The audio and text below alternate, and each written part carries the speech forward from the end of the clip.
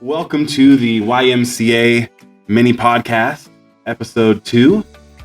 Today we have a very special guest, the marvelous mayhem Matt Marshall. He told me his middle name earlier, but I won't say it. It's a secret. It's a secret. Matt Marshall, welcome to the mini podcast. Quick shout out, as you can see, a couple sponsors for our episode today. Matt and I both have Frazzle. Is it actually pronounced Frazzle? Frazzle. Some people call it Brazil. Yeah, you could do either one, but yeah, it is. Go with Frazzle. It is Frazzle, and this one's actually Orange Cream Energy with caffeine. Yeah. And then in the back, we haven't opened these yet, but Element, LMNT. I've got a grapefruit salt. Matt picked out a black cherry lime. These are nice, salty, hydrating drinks. We sell both of these at the Y.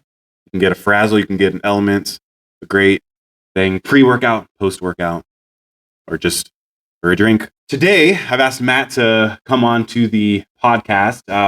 As summer is kind of coming to a close and we are looking ahead to fall here at the Y, that means fall sports is coming up. Football, volleyball, cheerleaders.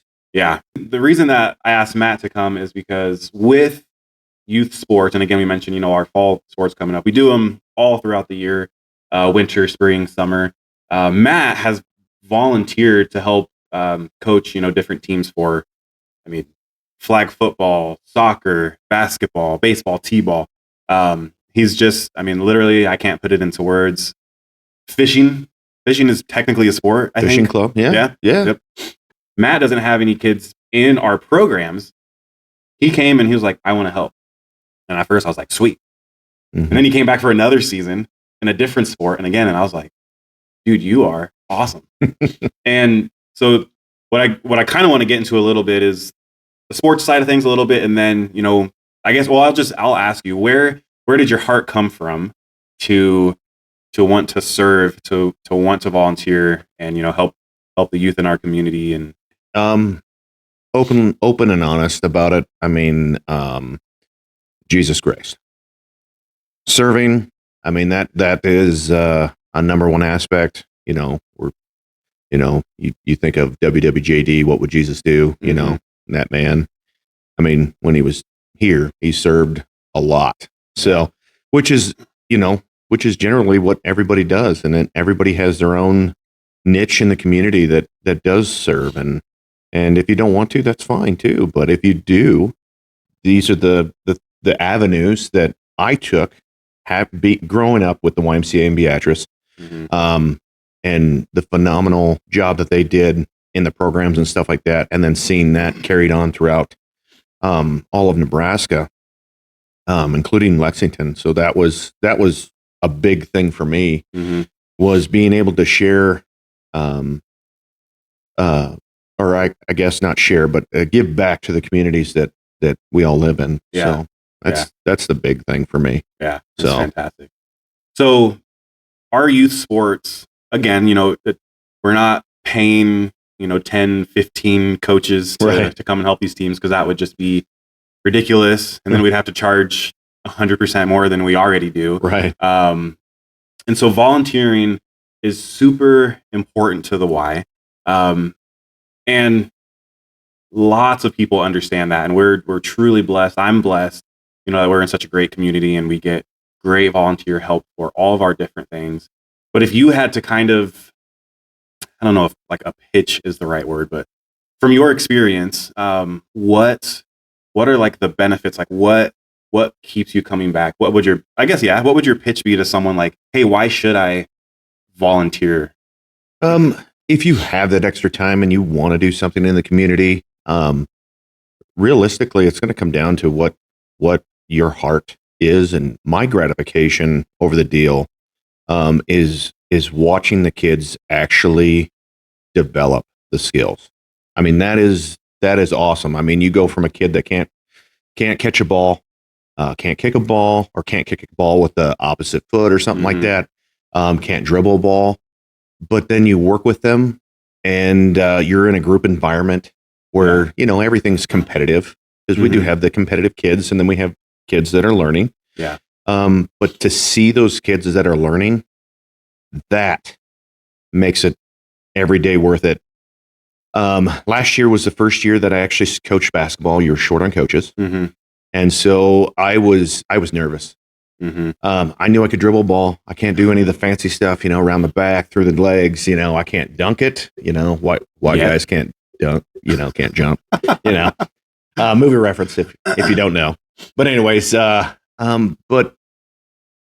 we had some kids that were struggling in the same way, but to see them progress throughout the season was outstanding. Yeah.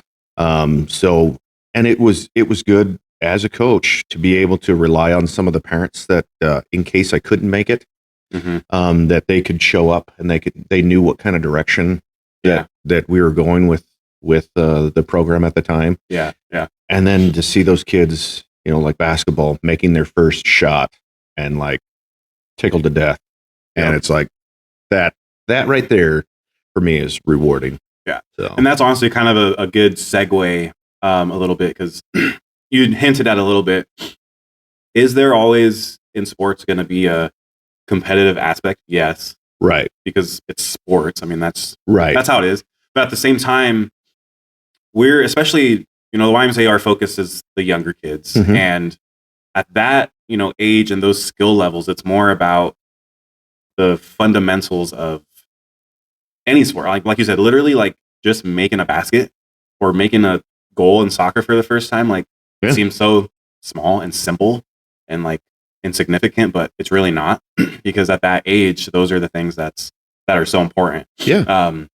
And that's what's so cool about our volunteers, again, is you're the one orchestrating that happening. I mean, kids can just come on their own, come to the Y and pick up a basketball and go shoot hoops and have fun.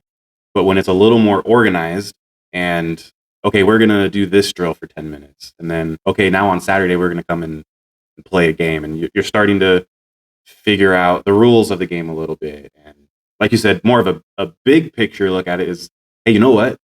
10 years from now, or whatever, however that math works out, Yeah.